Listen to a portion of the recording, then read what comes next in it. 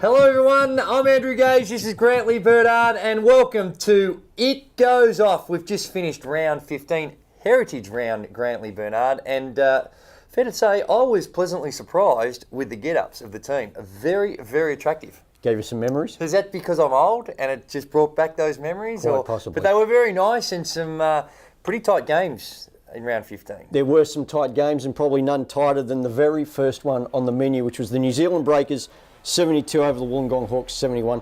Tom Abercrombie had 15 points in the go-ahead basket in the fourth quarter. The Breakers only had 6 turnovers for the game. The Hawks got 34 points from Idris DeLeon and they shot 8 of 15 on three-pointers. The Perth Wildcats 86 smashed the Cairns Taipans 64. Sean Reddy to 26 points and 7 boards. The Wildcats got 26 points from Kansas 21 turnovers and they had a 30-16 second quarter to set up the win. Alex Loughton continued his good form of late, 16 points and 7 rebounds. The Melbourne Tigers purring towards the playoffs perhaps, 77 over the Sydney Kings, 74 in Sydney. Ian Crosswhite had a monster for the Kings, 27 points on 11 of 12 field goals, 13 rebounds. Johnny Flynn counted with 27 points, 7 rebounds, 5 assists for the Tigers. Townsville Crocodiles back on the winners list, 82 to the Wollongong Hawks, 74. Gary Irvin, 26.7 rebounds. The Crocs went 51 of 36 in the rebound count, and they outscored the Hawks 50-23 over the middle 2 quarters, and they actually led by 29 going into the fourth quarter. Oscar Foreman had 15 points to be the high scorer for Wollongong. Finally, Adelaide 36ers 66, the New Zealand Breakers 84, more misery in the City of Churches. Anthony Petrie had 19 points and 6 boards. Adelaide shot just 3 of 13 on threes. The Breakers, Mika Vakona had 16 points on 8 of 12 field goals, 7 rebounds, 6 assists. The Breakers are just motoring. Yes, Grantley, and the New Zealand Breakers and the Perth Wildcats, they just keep on keeping on, don't they? And New Zealand getting out of jail a little bit against the Wollongong Hawks. Idris DeLeon with a chance to send the game into overtime, coming up short from the free throw line. Despite that, he had a very, very solid game. And then against the Townsville Crocs, looks like Wollongong are just running into some problems, but there could be help on the way. We'll get into that in just a little minute, but first let's take a look at the INET NBL ladder, and there you see at the top of the table, motoring along the New Zealand Breakers, 15-3. That, given the evenness of the competition, is outstanding, and you'd say the same also about the Perth Wildcats at 12-4. There is daylight, in my opinion, between those two teams and the rest of the field at this point in time. That a lot can change between now and the end of the season, but there is a sizable gap, and it's led by the Sydney Kings, despite coming up short, are in third place at 10-9. Wollongong Hawks at 8-9. The Melbourne Tigers with that solid win over the Sydney Kings at 6-9. And when you consider that they are the same losses as Sydney and Wollongong and played significantly less games, then they would have reason to be a little bit buoyant about things at the moment. You could say the same about Townsville. They're in some really good basketball form. Gary Irvin just getting back to that MVP type season he had a couple of seasons ago. He has been nothing short of brilliant. And then the Adelaide 36ers, we've said enough about them, and I think it's almost time, Grantley, that you might need to just shut it down with the Adelaide 36ers, because we've run out of excuses for them. And then the Cairns Taipans at 5-11 got a mountain of work to do. Although they don't have the same talent as the top teams, Grantley, I still think they have better talent than 5-11 would suggest.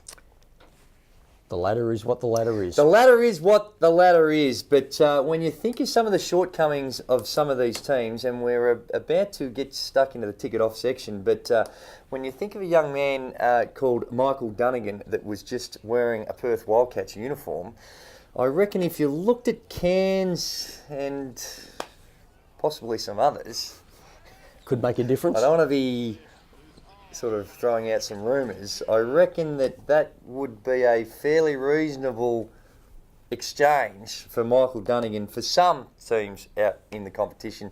Are you hearing anything? Well, probably not as good of information as you has, but I guess if we looked at some numbers of late, that You wouldn't really say that Adelaide's import changes worked out that well, would you? No, the Adelaide situation, unfortunately, doesn't seem to be getting a whole lot better. They gave us a little glimmer of hope when they took out the Sydney Kings in round 14, but again against the New Zealand Breakers, they looked ordinary. And it seems like Marty Clark is trying a whole different variety of lineups too. We saw Pero Vasiljevic get some court time where he's basically been unseen the whole season. And Tom Daly, the young Tom Daly, I like the look of this young man. We've seen him mature. I actually took him on a trip to China. He's got a lot to offer. He's getting some court time, but Marty Clark just not being able to come up with the right formula. No, I mean, you know, as a coach, he's going to try absolutely everything. He's going to pull out every trick he's got in his book. But right now, you know, nothing's really working for the Sixers. So I guess they're really getting down to the last roll of the dice over the last 5 or 6 weeks of the season. Well, we've sort of already started already, but this a little part of the program where we tackle all, well not all, but some of the major issues bouncing around the INET NBL, and it's called Tick It Off. And let's tick it off first, Grantley, with the Wollongong Hawks, because we have the great pleasure to announce that there's some help on the way for the Wollongong Hawks. Who's coming in to replace Lance Hurdle? Well, I think help might have already arrived. Right. And the man in question is Malcolm Grant. And, of course, if he turns out to be the X factor for the Hawks, he'd probably become known as Malcolm X. Right. Now, is it like for like in... guard for guard. Yep. Guard for guard. He's actually a mate of Lance Hurdle's, and Hurdle actually put the Hawks onto him. He was playing in Cyprus. He's cut short that after about 7 games, and he's on the plane. He's here, former University of Miami player. So apparently they say he's probably not as athletic as Hurdle, but there's not many people are. No, but they're hoping that he's going to be able to get the job done for the Hawks and just... I guess steady things down a bit in the backcourt. Well, they do need some help because let's not forget the loss of Reece Martin, who was having a very, very good season as well. But the Wollongong Hawks, they're currently in negative territory. They're 8 and 9. Obviously, we need to wait and see what Malcolm X is going to be able to deliver. But is it going to be enough, in your opinion, Grantley, at this stage of the season? Possibly. Well, look, they're on a 6-game losing streak, okay?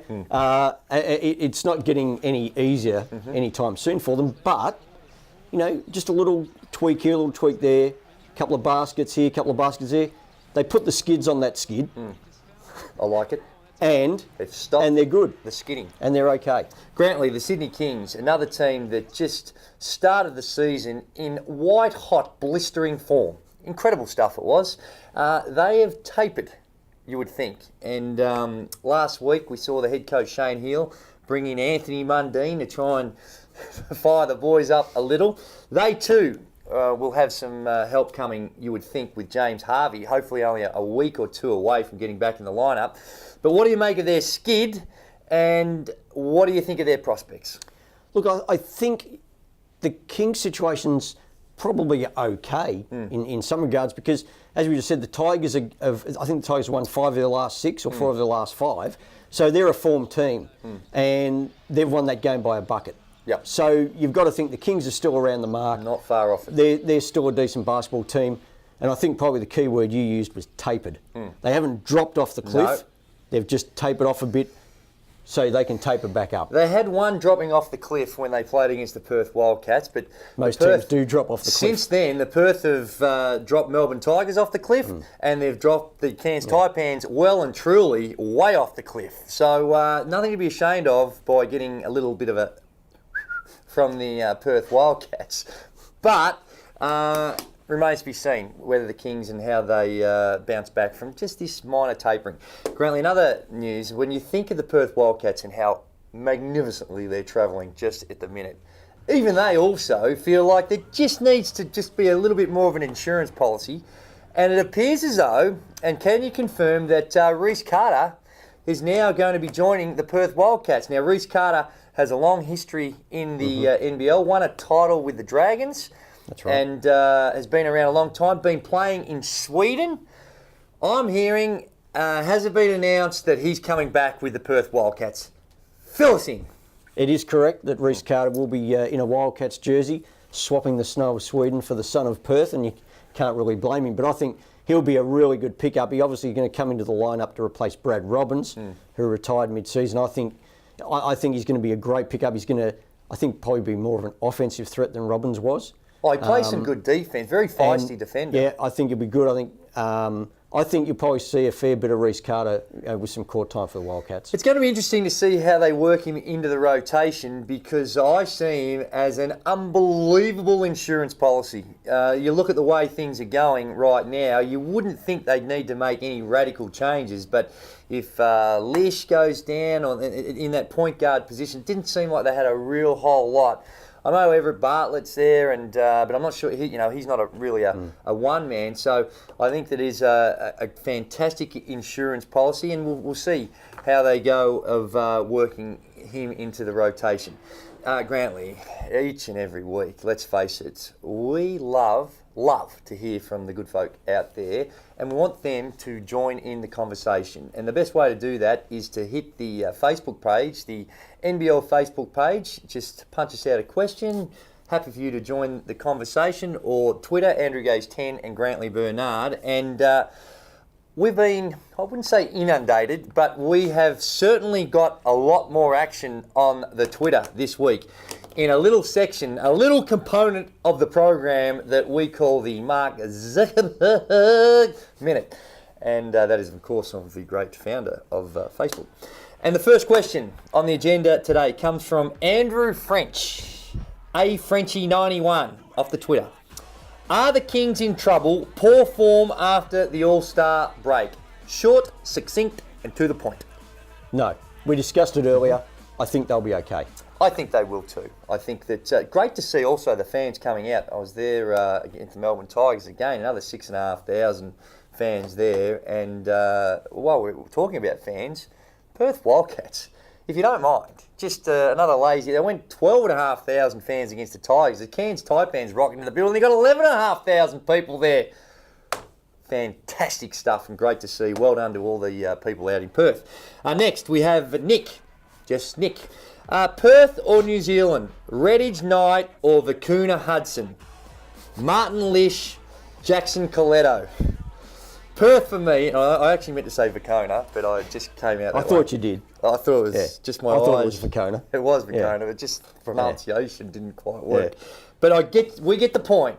For me, now this is going to sound ridiculous because they've only lost 3 times in the competition so far. But right now, at this point, I actually think the Perth Wildcats are playing slightly better basketball. The New Zealand Breakers, to their credit, fantastic 2-time defending champions. They've got out of jail a couple of times. Now, that is a sign of a great team, but they've also done that against teams where perhaps the opposition haven't necessarily been all that great, whereas you look at Perth and they are just pummeling teams. So for me, I think Perth ever so slightly right now. Now, a lot can change. The end of the season, if you ask me who I reckon was going to win the title, I'd probably lean more towards New Zealand. But right now, as we speak, I think Perth are playing the better ball. Yeah, I think you probably look that way. I think, and you probably look at Perth as probably being a bit deeper and a bit stronger, maybe a bit bigger. Well, now with Reece Carter coming in too. Yep, and presents some matchups here. And you look at Redditch and Knight up against Vicona and Hudson. Well, good matchup. Great matchup. You say Redditch and Knight off the bat, right? But then Mika Vicona is a proven winner, big game player. So you know that when playoffs come around, he's going to step up. He's going to make life really tough. Not sure about Hudson in that mix. That might be the question mark there. Then you've got Martin and Lish or Jackson and Corletto. So incredible. Jackson's maybe the MVP. Corletto can shoot the lights out when he gets going, but so can Lish. Martin's a great defender. All 4 of them have got runs on the board, haven't they? I mean, Daryl Coletto's won a couple of titles with the Melbourne Tigers and the New Zealand Breakers. So I think it may come down to home court advantage if these two were to meet, say, in the grand final. Lastly, Nick Godsell. I think we've had a question. Nick's a regular. Last year, he's a regular. He's a beauty. Good on you, Nick, staying with us. Nick Godsell. Has Townsville done enough by now to bring Gary Irvin squarely into the season MVP discussions? Yes, he has. It took a little while for him to get going, get familiar with the coach, familiar with the environment up there, Townsville and all those things. But right now, hard to find. Well, I shouldn't say that because Jackson probably might just be having ahead of him just ever so slightly. But right now, the way Gary Irvin is tracking, he is taking control of the Townsville Crocs. And as I said right from the start, is playing and getting back to that MVP type season. No, he's been outstanding. And I think things, as seasons go on, people tend to look at the players who are in form towards back end of the season. But you can't forget about Jackson. You can't forget about Ben Madgen. No. You know, and look, a guy like Kevin Lish showed last year that he's a consistent player who's always going to pick up votes along the way. So I don't think it's certainly... I think Irvin's right in the picture now. And as ridiculous as this may sound, don't rule Townsville completely out of the playoff equation just yet. Because, not by a long shot. Because the way Gary Irvin's playing, and I think a lot of it also... give credit to Luke Neville. I think the fact that he's coming in the lineup and the space that creates for Gary Irvin, that big inside target, has had a big impact as well. So, so very good. It's now your call to decide who is going to pick up the $100 Skins voucher. You know, the underarm, it's brilliant stuff. Just keeps it all compact and the little bits stay in the right place when you've got the Skins on. I love it. I wear it to bed. That's how much I love it. Who's going to win going to win the Skins pack, Bradley? I don't know if we could give that away after that. Mate, it feels good, mate. If you put that on, it just does things to you. Now tell me, who's going to win it? Who are we giving it to? I think we give it to Nick. Nick Godsell for... No! Nick, one name Nick. Oh, one name Nick. Oh, there's a head fake. Sorry about that, Nick Godsell, but keep on punching. But one name Nick at Mammy's. That's his handle. $100 skin voucher coming your way. Grantley, this weekend, it's Australia Day weekend. It's time now to just put your hand on the heart and just be very patriotic. And there's no doubt that the NBL has played a big part in a lot of people's lives. So when you just put a little lamb on the barbie, just give a little thought also to the wonderful NBL and perhaps get out there and see a game. Because there are some ripping games going on across this Australia Day weekend. And Grantley, please inform us all where to go to catch some of this great action. Round 16 starts on Thursday night in New Zealand, where the New Zealand Breakers play the Sydney Kings. On Friday, it's the Perth Wildcats against the Townsville Crocodiles and the Cairns Taipans against the Melbourne Tigers. On Saturday, Australia Day, the Wollongong Hawks are having a big one at the Sandpit when they play the New Zealand Breakers. And on Sunday, the Melbourne Tigers come home from Cairns to play the Adelaide 36ers. That's the live TV game nationally at 2. We have run out of time, strangely enough. And but before we say goodbye, we need to say thanks to the good folk that support this program and the IronNet NBL competition. And it all starts with just, I tell you what, when you think of the internet, if you think of anything other than IronNet, then you've got problems. And that is IronNet. Connect better. 10. And 1. Spalding. And for. And Virgin Australia. Terrific work by you. We have got a cracking last quarter of the season coming up. It all starts this weekend. Round 16 is upon us. Get out there and support your team. But check us out next week on the number one podcast in where, Grantley? The universe. In the universe. And it's called It Goes